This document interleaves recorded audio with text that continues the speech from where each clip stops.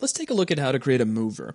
Now, mover is just a simple kind of interp actor that's already got some matinee setup already built into it. It's very nice if you need to create a simple lift to get a player up to another story, or maybe when they step on it, it doesn't necessarily have to move up and down. It could move sideways to take them across a gap.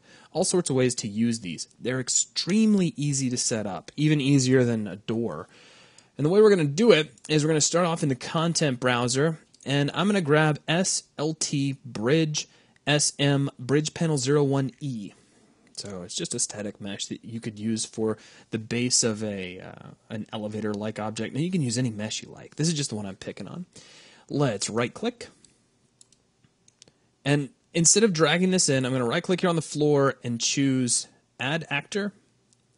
And you want to bring this in as a mover. So not an interp actor, but a mover. And we could position this a little bit better. Let me jump over to the top view real quick. And we'll just kind of slide this over so that the side of it kind of gets close to the edge of the balcony way up here. In fact, let me bring down my drag grid. And we'll get it right on the edge. That's really good. Okay, so what we're hoping for is that the player can stand on this and it will simply rise them up and they can now run up here and get the rocket launcher if they want to, as opposed to having to climb some stairs. And we don't want to nudge that like so. But if we take a look over in Kismet, now that we've added this as a mover, some stuff has already been done for us. You see we have interp actor 0 here. If I double click this, we already have an event and a matinee already in place. Now take a look at the outputs of our event. It's a mover event already attached to the interp actor. It has pawn attached and detached. What that means is a player is standing on this object. That's kind of what attached translates directly to, that they are on top of, and if this object moves, the player needs to move along with them. You also have open finished. This is what will fire once the elevator has made it to its actual top height. So it's going to travel up. When it gets to the top, what's it going to do when it gets there? And in this case, you can see that it's going to play the matinee backwards. If it hits the actor, meaning like let's say we ride the elevator to the top, but we jump off it and stand underneath it, if it hits us, it's going to change direction and go back up to the top. So pretty straightforward. However, the matinee sequence has no keyframe data just yet. So I'm going to double click the matinee. Already has a movement track in it, so it's ready to go, but it doesn't have any keyframes. Here with the time slider at 0, I'll go ahead and press enter with the movement track selected. That'll create our first key. And let's just do, let's say a 2-second move, which will feel kind of slow, at least relative to elevators and whatnot that you may see in a game like Unreal Tournament.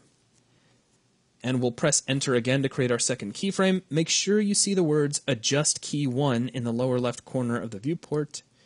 And we'll just slide this up so it's level or close to it with the edge of our little balcony. Now we can scrub back through that and see the playback. Now I'm going to shorten up our animation so it's only 2 seconds long. So I'll grab the little red flag here on the right and drag that back to 2 seconds. And there we have it. So we have an animation all set up. So now we can close Matinee. Let's jump back into Kismet for just a moment though, and I'll step back into the interp actor. Now, there are just really one property we need to be aware of. The one is stay open time. This is how long our elevator will stay at its top position. Or, if you've actually set up a door like this, this would be how long the door stayed open, etc. So 1.5 seconds is pretty good, though. If you needed to change that, you could. Now, if we were to test this, we would have a problem. Here is our problem. It doesn't seem to work. Now, currently, it's a little hard to tell what the problem is because our mesh is so thin.